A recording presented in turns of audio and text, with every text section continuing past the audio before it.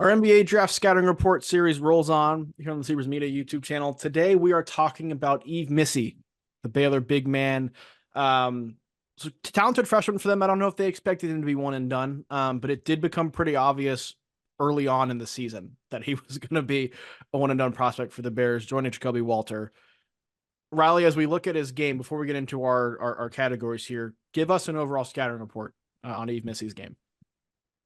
7-footer, prototypical rim runner, incredible physical tool, 7'6" wingspan, pretty unreal athleticism. And down the stretch of last season, he had some face-up flashes, which might surprise people. And I'll add that most of his highlights, like if you watched Baylor's last game against Kansas, he took Hunter Dickinson off the bounce. Hunter Dickinson, one of the best college basketball players, not exactly known for his defense, though. So take that with a grain of salt. But I think he has more potential for a perimeter game than maybe the casual fan would realize. It's in there. I think it's in there for sure. Some of his NBA potential may depend on how quickly he's able to develop that, right? And the opportunity he's given to grow. Give me one word that describes his games. You just gave us a nice summary. If you had to sum it up though in one word, what's that word for Yves Missi? My word is outlier because a Okay. guy his size should not be able to move the way that he does. It's pretty rare. It is. I mean, most of those outliers are in the NBA who have that size athleticism combo, but I Yes. think he's right up there with some of the most athletic 7-footers you could think of. I mean, I'm not going to say he's Joel Embiid because Embiid might be the best like big man scorer we've ever seen, but they do have that Cameroonian connection and some of his movement, the way he can like his lateral mobility, the speed he had at the combine and the 3/4 court press. Mm-hmm. You could draw some comparisons to Embiid from an athletic perspective. I have him as explosive because of that athleticism. And we saw him put down a number of highlight reel dunks, Mm-hmm. both with authority and on people's heads at Yep. various points throughout the season. We saw him explode around the rim on the defensive end, too, coming up some highlight reel blocks as well. To me, that describes his game right now. There's still a lot of pieces that are raw, particularly offensively, but his athleticism just jumps out at you when you watch him play. You need that to be a good player in the NBA. So as we talk about his floor or ceiling, Riley, do you think he's more likely to hit his ceiling, which will come with some skill development with that explosiveness and athleticism, or more likely to hit his floor, or maybe this is just who he is as a player? I think he can hit his ceiling. And I know we've addressed this before. We tend to agree a lot, maybe not argue a ton. We might be in lockstep again. I know for on our consensus big board, we had Missy checking in at number 20. Ralph, I know you have him 15th. I Yep. had him 24th.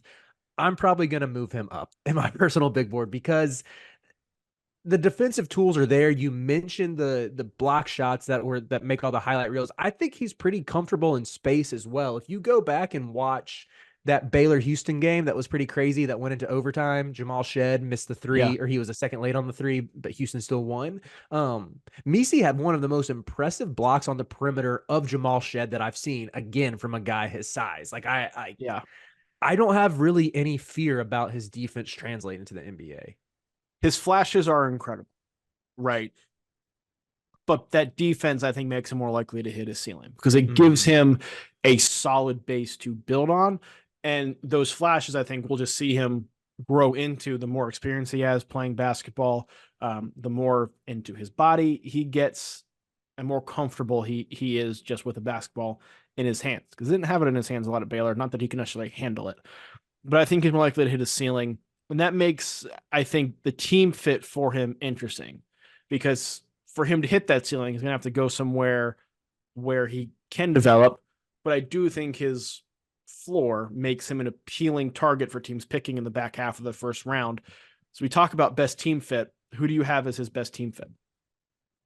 Give me the LA Lakers.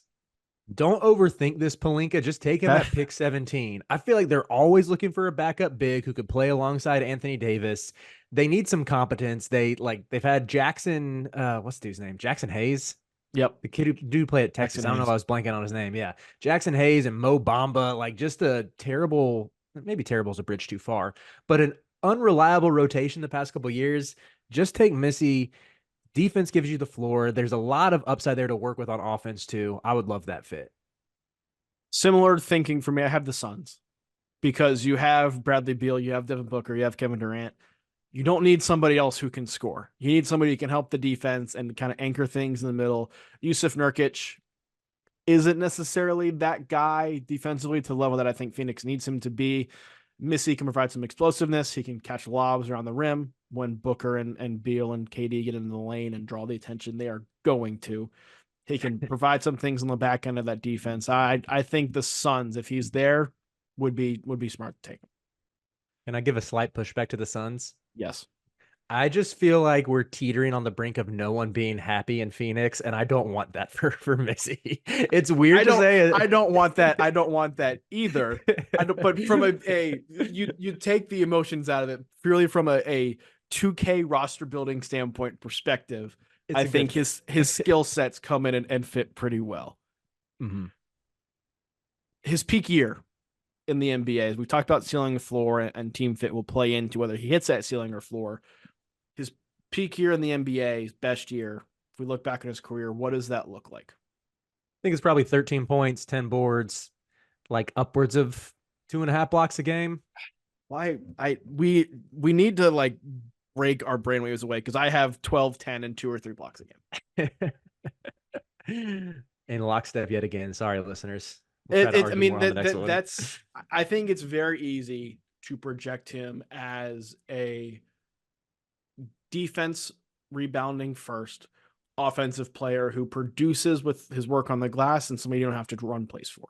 Mm-hmm. Like that to me, he fits perfectly into that. Like Derek Lively went in the lottery to the Mavs this past season, and we saw the role that he had with this team and what it did for this team. I think it is very easy to say it in a similar situation, Yves Missi can be that, right? Because Derek Lively came in as raw, but he was able to focus on his defense, use his length on the glass, and his activity, his athleticism, is made an impact that way. I think it's very easy to see Yves Missi being like, we'll get to our player comps video, making sure you check that out on the channel as well, because that is up, like and subscribe. But I think it's very easy to put Yves Missi on a similar trajectory if he's in the right spot because of what he can do defensively, because of what he can do on the glass with his explosiveness. Mm-hmm. To your point too about Lively, like Lively benefited a ton from NBA spacing that sort of unlocked who he was on offense as well. I think Missy's going to really benefit from having NBA caliber defenders around him. Because again, I go back to that game against Baylor. Baylor was playing in a 1-3-1 zone in that game.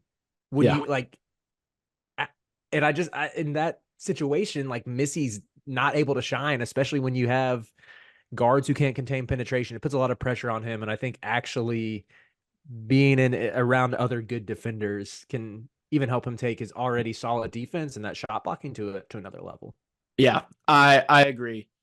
So if we're looking, we've talked about the fact it's pretty easy for him to see a role for him immediately in the NBA. In 5 years, what is he most likely to be? We're grading everybody off this, whether they can be an all NBA player, an all-star starter, bench player, G League guy, whether they're overseas or hosting a podcast like us. Where do you think Yves Missi falls on that scale? I said starter. I partially I feel like because if I think he can hit his ceiling, it's hard to say he's not going to be a starter. Even there's still part of me that has some reservations. I would say mainly because he did disappear in some games his first year, like sort of floated on both ends of the court. But yeah, I'll stake my claim and say he ends up a starter.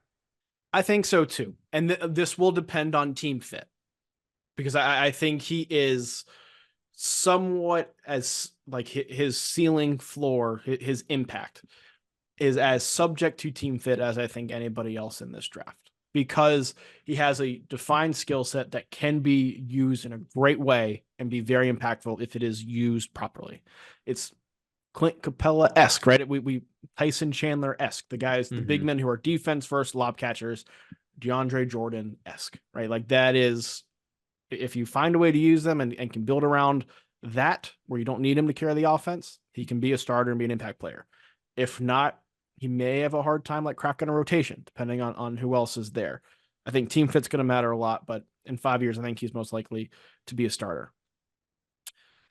What else is he most likely to be? We're giving everybody in this draft class a superlative.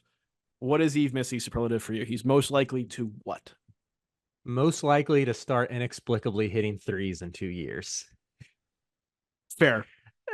And that seems far fetched now until you watch him like dribble a basketball. And again, I know like a lot of his face up highlights were not against good defenders, to where you got to Nope. temper the expectations a little bit. But like just seeing that level of skill, I'm like, maybe 2 years from now he's hitting 34, 35% of his threes. I have down he's most likely to get a nickname on Inside the NBA. I can just see like Shaq and Kenny and Chuck. Somebody goes in the lane and they make some joke about how Yves Missy's making a Missy or something, like Yves making a Missy or something along like dad joke, cheesy wise. I very much see that being a thing for him, even as soon as his rookie season. Hopefully, Inside the NBA lasts longer than Yves Missy's rookie season. Right. But I think he's most likely to get some sort of just like goofy nickname from Shaq, Chuck, and Kenny. I like that. I think Yeah. the big something Shaq Yeah. should workshop The big that. the Yeah. big Missy. Yeah. We'll figure that out. People smarter than me and funnier than me can come up with that, but I think he's most likely to get a nickname. We're going to discuss player comps. Make sure you check that out on the channel. We're doing player comps for every single player, best case, worst case scenario. We're going to get into that with Yves Missi in our next video. So make sure you like and subscribe. The NBA draft is coming up, and I've got something awesome for you. We are partnering with the people at NBA 2K Lab. NBA 2K is the best video game on earth. The people at 2K Lab are making some awesome stuff to make that game even more fun, and they just launched their 2024 NBA Draft Simulator, where you can find the official Sleepers Media big board. We ranked our top 75 players in this draft class. Me, Carter, Brian Ralph, Riley Davis. We did it together, and it is featured on the 2K Lab NBA Draft Simulator. You can take control of any team in the draft, play GM with just one click, and see our entire rankings before these videos even come out. Check out the link in the description of this video to try out the draft sim for yourself, and you can find more mini games at nba2klab.com/NBA-mini-games.